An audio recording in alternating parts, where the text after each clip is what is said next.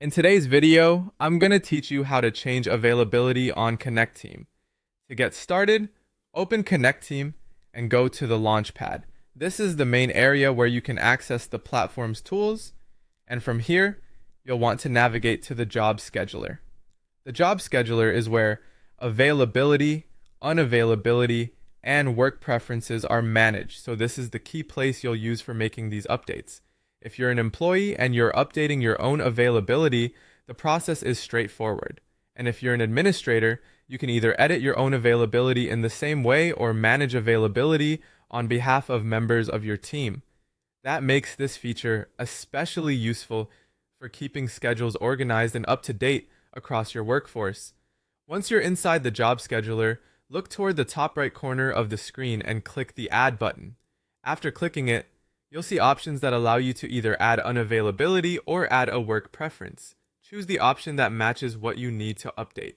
Unavailability is useful when someone cannot work during a certain date or time, while a work preference can help indicate preferred working hours or conditions.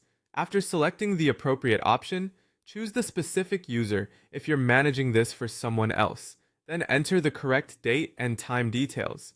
Take a moment here to double check the information before saving, especially if the change applies to a shift-sensitive day. Accurate dates and times help prevent scheduling conflicts and make sure the scheduler reflects the person's real availability.